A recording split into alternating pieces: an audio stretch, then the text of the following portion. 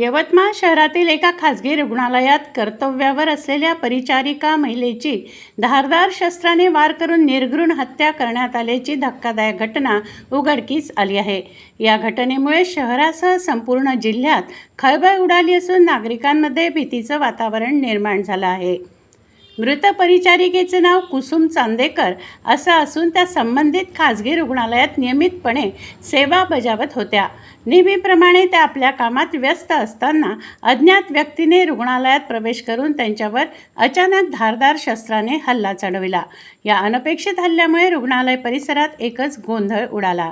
हल्लेखोराने कुसुम चांदेकर यांच्यावर सपासप वार केल्याने त्या गंभीर जखमी झाल्या।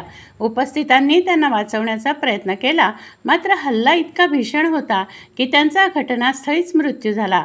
परिचारिकेवर झालेल्या या क्रूर हल्ल्यामुळे रुग्णालयातील कर्मचारी, रुग्ण आणि त्यांच्या नातेवाईकांमध्ये भीती आणि संतापाचं वातावरण निर्माण झालं।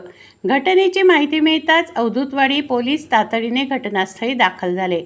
पोलिसांनी परिसराची पाहणी करून पंचनामा केला, तसेच मृतदेह शवविच्छेदनासाठी शासकीय रुग्णालयात पाठवण्यात आला। प्राथमिक तपासात हा खुनाचा प्रकार असल्याचं स्पष्ट झाल्यानंतर पोलिसांनी अज्ञात आरोपीविरुद्ध खुनाचा गुन्हा दाखल केला आहे। दरम्यान हल्ला करून आरोपी घटनास्थळावरून पसार झाला असून त्याचा शोध घेण्यासाठी पोलिसांनी विशेष पथके रवाना केली आहेत। रुग्णालय परिसरातील CCTV फुटेजची तपासणी करण्यात येत असून आरोपीच्या हालचालींचा माग काढण्याचं काम सुरू आहे। संशयितांची चौकशीही केली जात असल्याची माहिती सूत्रांनी दिली। मात्र कुसुम चांदेकर यांची हत्या नेमकी कोणत्या कारणातून करण्यात आली, यामागे वैयक्तिक वाद होता की इतर कोणता हेतू होता, याबाबत अद्याप कोणतीही अधिकृत माहिती समोर आलेली नाही। त्यामुळे या हत्येचे गूढ आणखी वाढले असून नागरिकांमध्ये विविध चर्चांना उधाण आले आहे। विशेष म्हणजे गेल्या आठवडाभरात यवतमाळ जिल्ह्यात घडलेली ही 6वी हत्येची घटना असल्याचे सांगितले जात आहे। अल्पावधीत वाढलेल्या गंभीर गुन्ह्यांमुळे कायदा व सुव्यवस्थेचा प्रश्न पुन्हा ऐरणीवर आला आहे।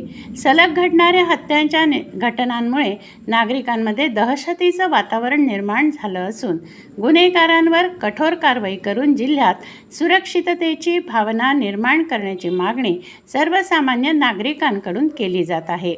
या प्रकरणाचा तपास अवधूतवाडी पोलीस करत असून आरोपीला लवकरात लवकर अटक करण्यात येईल असा विश्वास पोलिसांकडून व्यक्त करण्यात आला आहे।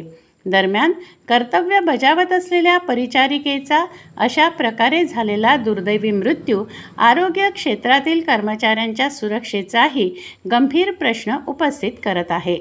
आता या हत्येमागील नेमके कारण काय आणि आरोपीपर्यंत पोलीस किती लवकर पोहोचतात, याकडे संपूर्ण जिल्ह्याचे लक्ष लागले आहे।